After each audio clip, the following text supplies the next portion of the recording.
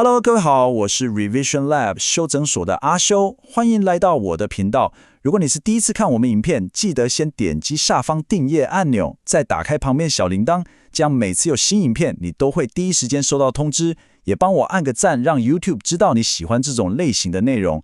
謝謝大家，我們現在正式開始。好，我們今天來聊一個我相信很多人在職業的某個階段都一定會卡關的問題。到底要怎麼樣才能把我心裡想做的事，那些理想跟熱情，真正變成一份可以走得長遠的事業？今天我們就來深入拆解一場耶魯大學的頂尖對談，看看這些已經在氣候科技、商業還有政策領域發光發熱的傑出校友，他們是怎麼一步一步畫出屬於自己的職涯藍圖。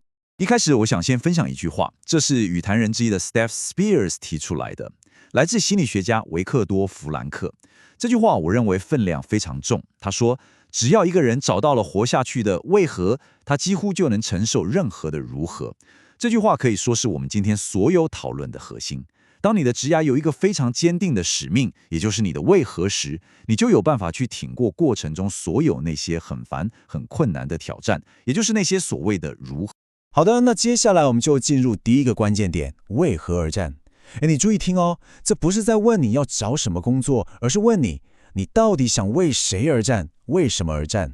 如果連這個最核心的使命都是模糊的，那後面不管你再怎麼努力，可能都只是在沙灘上蓋城堡，一個浪打過來就什麼都沒了。在這裡，耶魯大學的講師 Peter Boyd 就提出了一個非常關鍵的概念，叫做道德企圖心。這聽起來有點學術，但其實很好懂。你可以想象一下，光有理想主義，就像是你手上有一張超棒的藏寶圖，但你根本沒有船可以出海。反過來說，光有務實野心，就像你有一艘最先進的快艇，引擎馬力超強，但你根本不知道開去哪。真正的影響力來自於這兩者的結合。你手上握着藏寶圖，同時又駕馭着一艘能乘風破浪的船。Peter Boyd 在現場問了觀眾一個問題，我也想問問正在聽的你，你現在是不是覺得自己正在站在人生的某個重大十字路口？你可以想象當時現場很多人都舉手了，但接下來的分析才真正顛覆了大家的想法。Peter 說，其實我們每一個瞬間都站在十字路口上。當我們把某一個選擇看得太過重大，反而會被那個壓力壓得動彈不得。所以關鍵根本不是要找到那條唯一的所謂正確的道路，而是要專注在做出下一個最好的決定，然後就繼續往前走。好，當你找到了你的為何，心裡大概有個方向之後，接下來我們就進入下一個關鍵點，就是該如何打造你的職涯工具箱。光有使命感是不夠的，你還需要具備能夠實現這個使命的具體工具和策略。講者 Steph Spears 分享了一個我個人非常喜歡的比喻。他說，要把你的職涯當成一個工具箱，特別是在你職涯的早期，你的目標不是立刻找到那個完美的天職，而是要像一個學徒一樣，盡可能的去收集各種不同的工具，也可能是數據分析的扳手，可能是專案管理的螺絲起子，也可能是公開演說的電鑽。你永遠不會知道5年、10年後市場會需要你修理什麼東西，所以在那之前，先讓你的工具箱越滿越豐富越好。Peter Boyd 也提供了一個非常有系統性的求職3步驟框架，這個我覺得超實用。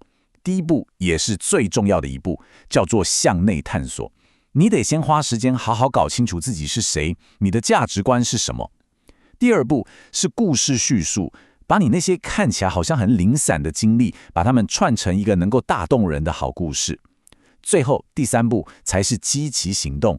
帶着你的故事和價值去市場上爭取機會，你知道嗎？很多人都做反了，他們直接從第3步開始瘋狂投履歷，結果因為根基不穩，效果自然是大打折扣。這又回到了我們前面提到的那個道德企圖心。Peter Boyd 指出了2種很常見的陷阱。你看哦，左邊這種是有野心但沒有理想，這就像一輛馬力超強的跑車，卻沒有設定目的地，最終可能只是為了追求成功而迷失方向。而右邊那種是有理想但沒有行動，這就像一位詩人，腦子裡有無數美好的藍圖，卻因為害怕跟現實妥協，結果永遠都只停留在紙上談兵。真正的成功是把這2者完美的結合起來。好，當你帶着滿滿的理想和一整個工具箱踏入職場這個真實的戰場時，真正的挑戰，我必須說，現在才剛開始。接下來，我們就來看看，當理想撞上現實的時候，到底會發生什麼事，以及我們該怎麼應對。曾經擔任白宮氣候顧問的 Maggie Thomas 分享了一句非常真實的話。他說，在政府裡面，別人對你說不的方式多到令人難以置信。這句話背後是無數的官僚流程、部門之間的利益衝突，還有那種僵化的思維。而且這不只是政府哦，我相信你在任何一家大公司待過，可能都會遇到類似的看不見的銅牆鐵壁。創業家 Steph Spears 則從商業的角度分享了另一個很殘酷的現實。他說，我的投資人，他們關心的不是服務所有的客戶，他們永遠只關心利潤最大化。這句話直接點出了使命跟市場誘因之間那種永恆的拉扯。當你的理想是做出對整個社會最好的產品，但你的資金來源卻只看下一季的財報時，這個衝突幾乎是所有懷抱理想的創業者都會遇到的世紀難題。那面對這種兩難該怎麼辦？難道就只能二選一嗎？解決方案是有的，關鍵就在於兩個字：創造力。當你面對衝突的時候，千萬不要立刻就掉進那種有你沒我的零和遊戲裡面。你必須要跳出來，像個偵探一樣，重新去定義這個問題，想辦法把這個餅做大，找到一個可以讓多方共贏的方案。這不只是一種技巧，更是一種思維格局上的提升。Maggie Thomas 就提供了一個堪稱教科書等級的精彩例子。當時他們想要在休息站推廣電動車的充電樁，但遇到了超大的阻力。後來團隊裡面有人竟然挖出了一條很少人知道的法律。這條法律規定，休息站必須要設置自動販賣機。於是他們的神來一筆就出現了，他們重新去定義法律，把電動車充電樁也歸類成是一種自動販賣機。你看，這就是一個跳出框架思考，用創造力去繞過障礙的完美典範。講到這邊，你可能覺得擁有使命和技能就夠了，但還不夠。第四個關鍵點，也是最容易被大家忽略的一點，就是你身邊的人將會決定你到底能走多遠。找對的人，才能一起把事情做對。當被問到誰是他們職涯中的英雄時，與談人的答案其實都非常個人，但也非常真實。Steph Spears 提到了他的母親 Natasha Fishback 感謝他的姐姐，而 Maggie Thomas 則提到了一位社區的運動家。這告訴我們什麼？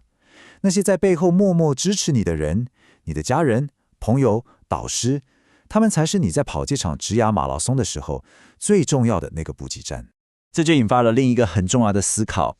Steph 分享了一個非常深刻的洞見。他說，人際關係就像銀行裡的複利。